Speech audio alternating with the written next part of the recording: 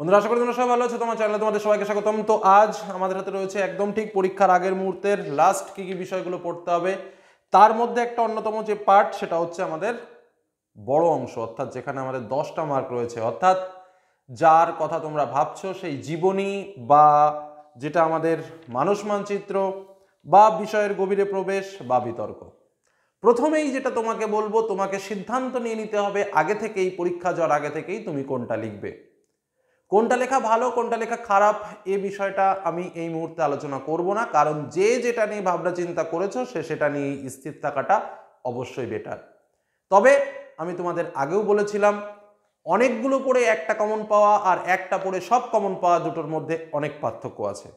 যারা মনে করছো যে আমি একটা পার্ট পড়ে সমস্ত কিছু কমন পাবো, তাদের জন্য আমি বলবো যে অবশ্যই জীবনীটা বেটার, কারণ জীবনী লেখার একটা প্যাটার্ন আছে যেটা ইউটিউবের বুকে আমি সর্বপ্রথম তোমাদের জন্য প্রকাশ করেছিলাম। সেই ভিডিওর লিঙ্ক এই ডিসক্রিপশন বক্সে দিয়ে দেবো।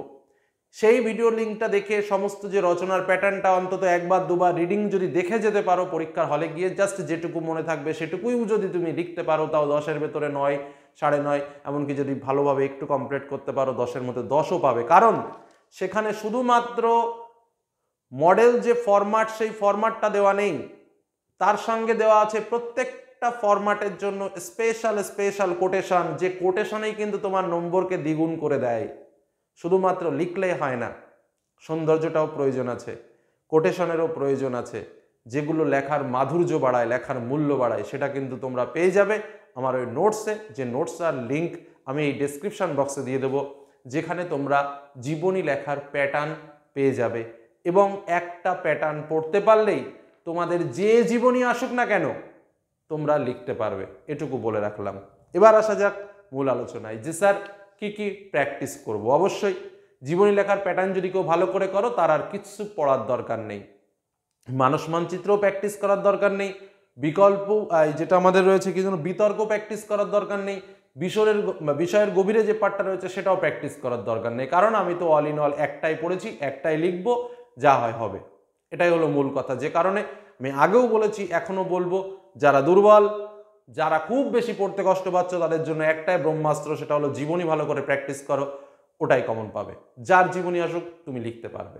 নেক্সট, তবুও তো বলতে হয় স্যার কিছু কিছু জীবনী যেগুলো আমাদের আসতে পারে সেগুলো একটু বলে দিন। তো সেগুলো অবশ্যই বলবো, তবে যেহেতু একটা কথা তোমাদের রিয়েলিটি দিয়ে বলে রাখা উচিত বা প্রকৃতপক্ষে বুঝে নেওয়া উচিত, আমরা বলতে পারি যে এই জীবনীগুলো মোস্ট ইম্পর্টেন্ট, কারণ জীবনী যদি 5টা দিত তার মধ্যে একটা আসতো তাহলে হয়তো লেগে যেত, বা 3টে দিত একটা আসতো লেগে যেত। কিন্তু বিষয়টা কি হচ্ছে, একটাই জীবনী আসছে, একটাই রচনা আসছে, একটাই বিতর্ক আসছে, একটাই বিষয়ের গভীরে প্রবেশ আসছে। কি বললাম বোঝা গেল? যে কারণে এই যে কমনের ব্যাপারটা, এই জায়গাটা কিন্তু খুব রিস্কি একটা বিষয় থেকেই যায়, যে এটা কি কমন মিলবে, আমি যেটা বলছি সেটা কি আসবে। এই কারণে আমরা ওই একটা দুটো দিতে পারি না, সেখানে হয়তো আমাদের একটু বেশি বেশি দিয়ে দিতে হয়, যে এইগুলো প্র্যাকটিস করো। বিষয়টা ঠিক এরকমই ঘটেছে। তো চলো, কি কি বিষয়গুলো মোস্ট ইম্পর্টেন্ট রয়েছে জাস্ট একটু মিলিয়ে নাও তোমরা রেডি করেছো কিনা। প্রথমে আমি আসি মানুষ মানচিত্র, যেগুলো এবছরের জন্য খুব খুব ইম্পর্টেন্ট। প্রথম যেটা বলবো, বিজ্ঞান ও কুসংস্কার বা বিজ্ঞান ও উন্নয়ন দিতে পারে, খুব ইম্পর্টেন্ট বিষয়। বিজ্ঞান আর উন্নয়ন বলতে দৈনন্দিন জীবনে বিজ্ঞান, একই কথা কিন্তু। নেক্সট, খেলাধুলো এবং শরীরচর্চা, খুব ইম্পর্টেন্ট।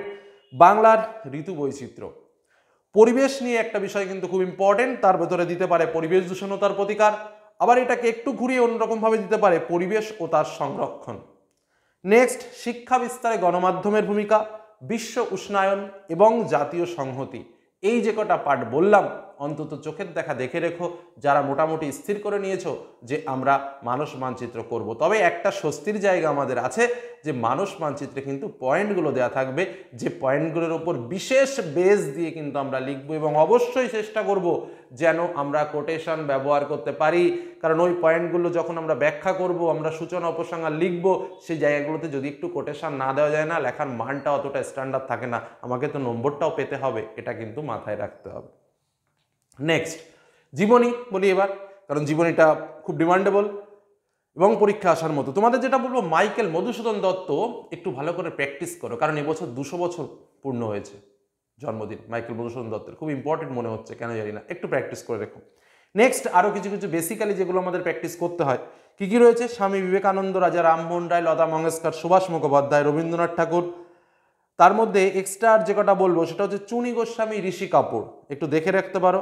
সৌমিত্র চট্টোপাধ্যায়, আচার্য প্রফুল্লচন্দ্র রায়, এগুলো বেসিক্যালি প্র্যাকটিস করে রাখতে পারো। তবে টেনশন নেওয়ার কিছু নেই, কারণ সমস্ত প্রকার তথ্য অর্থাৎ তার জন্ম তারিখ, বাবার নাম, মায়ের নাম, সমস্ত ডেটা কিন্তু আমরা প্রশ্নতেই পেয়ে যাব।